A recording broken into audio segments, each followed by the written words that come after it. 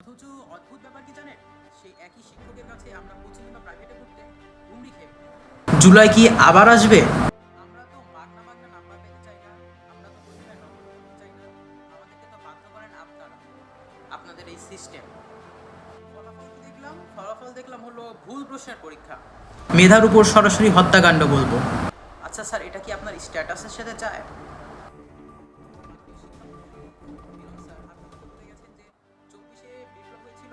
বাংলাদেশের ভঙ্গুর এই সিস্টেমের পরিবর্তনের জন্য, কিন্তু 2026-এর জুলাই এসেও আমরা কি সিস্টেমের পরিবর্তন দেখতে পেলাম? আমরাও চাই পরীক্ষায় কোনো দুর্নীতি না হোক, নকল না হোক, আমাদের শিক্ষার মান উন্নত হোক, কিন্তু আগে আমাদের যেই গোড়ায় গলদ সেটা তো ঠিক করা লাগবে, যেন আমাদের পড়াশোনার মান উন্নয়ন হয়। তারপরে তো আমরা পরীক্ষার মান, নকল হার কমানো, এগুলোর দিকে নজর দিব। আপনি ক্ষমতায় এসে আপনি সেই সিটে বসে শিক্ষার গুণগত মান পরিবর্তনের জন্য কোনো পদক্ষেপ না নিয়ে আপনি প্রথমেই গেছেন সেই পরীক্ষা ব্যবস্থা তার বিরুদ্ধে দাঁড়াতে। এটা কি আসলেই যুক্তিযুক্ত? আজ পরীক্ষা দিয়ে এসে দেখলাম বিভিন্ন জায়গায় হাঁটু পরিমাণ জল অতিক্রম করে শিক্ষার্থীরা পরীক্ষার হলে যাচ্ছে। বিশেষ করে নারী শিক্ষার্থীদের কথা বলুন তো, একটু ভেবে দেখুন, ভেজা পোশাকে তারা পরীক্ষা দিতে যাচ্ছে, বিষয়টা কতটা দৃষ্টিকটু। মাননীয় শিক্ষামন্ত্রী, আপনিও তো কন্যা সন্তানের পিতা, আপনি কি পারতেন এমন অবস্থায় আপনার সন্তানকে ওই পরিবেশে পরীক্ষা দিতে পাঠাতে? আমার শুধু একটি প্রশ্ন করতে ইচ্ছে করে, আপনারা বড় বড় স্টেক হোল্ডার, নীতি নির্ধারক, এই সিস্টেমের সবচেয়ে বড় গলদটা কোথায় জানেন? আমরা ক্লাসরুমে দাঁড়িয়ে যেই শিক্ষকেরা চারটা লাইন ঠিকমতো বোঝাতে অনাগ্রহ করে, আমরা শিক্ষার্থীরা স্কুল কলেজের ক্লাসে যেতে অনাগ্রহ দেখাই। স্কুল কলেজগুলো, প্রতিষ্ঠানগুলো যেন বানিয়ে রেখেছে শুধু হাজিরা দেওয়ার জায়গা, অথচ সেই শিক্ষকদেরই টিউশন বা কোচিংয়ে আমরা হুমড়ি খেয়ে পড়ছি। ক্লাসরুমগুলো অকার্যকর হয়ে পড়ছে কোটি কোটি টাকার অবকাঠামো।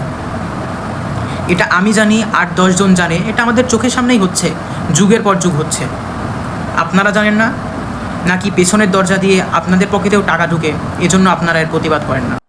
বাইরে প্রাকৃতিক দুর্যোগ আর ভিতরে আমাদের সিস্টেমের তৈরি কৃত্রিম দুর্যোগ, আর কতদিন সহ্য করব?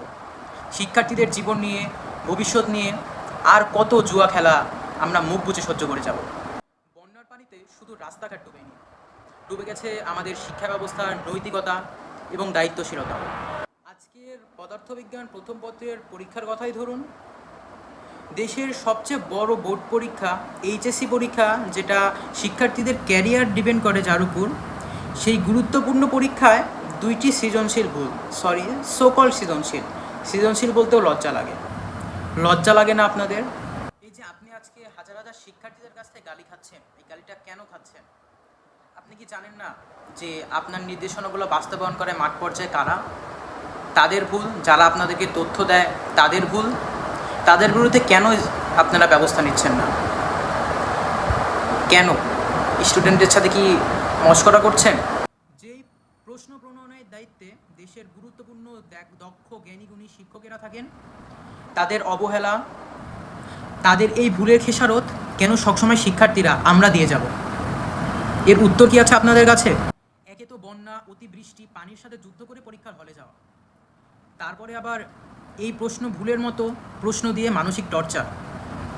এটাকে কি বলবো? দায়িত্বহীনতা বলবো, নাকি শিক্ষার উপর সরাসরি হত্যাকাণ্ড বলবো?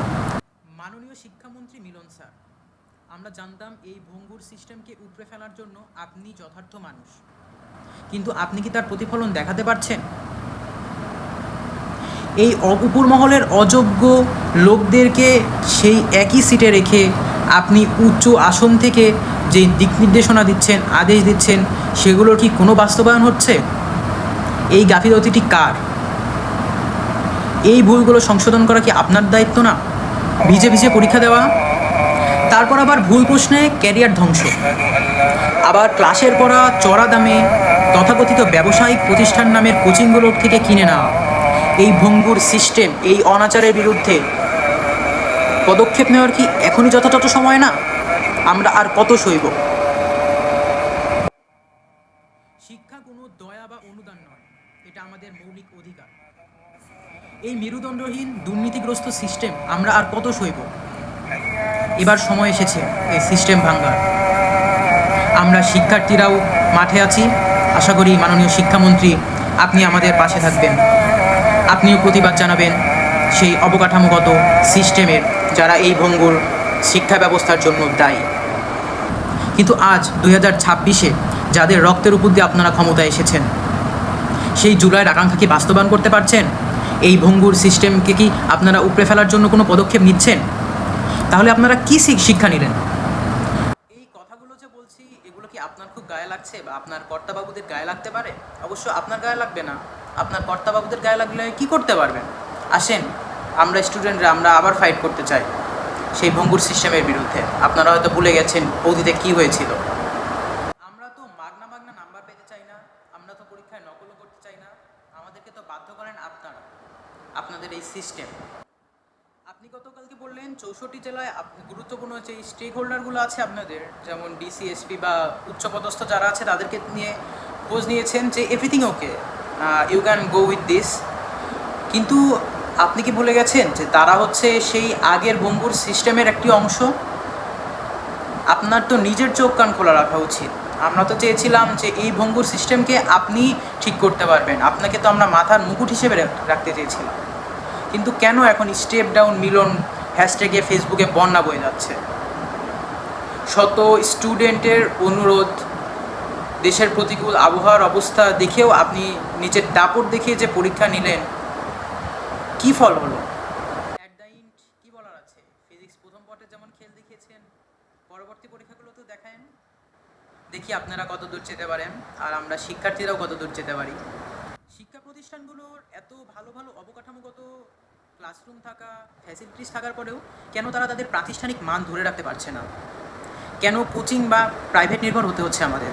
যুগের পর যুগ একটি সিস্টেম চলে আসছে, বড় বড় নেতা, এমপি, মন্ত্রী, আমলা, এনাদের সন্তানেরা দেশের বাইরে যে ভালো ভালো জায়গায় থেকে পড়াশোনা করে দেশে এসে তাদের পিতা বা মাতার উত্তরসূরি হিসেবে দেশের রাষ্ট্র ক্ষমতায় বসছে, দেশের প্রশাসনিক জায়গায় বসছে, দেশের নীতি নির্ধারণী জায়গায় বসছে। কিন্তু এই দেশের সিস্টেমে আমরা যারা অবহেলিত হয়ে পড়ালেখা করছি, বেড়ে উঠছি, আমাদের ভাগ্যের কি কোনো পরিবর্তন হচ্ছে আদৌ?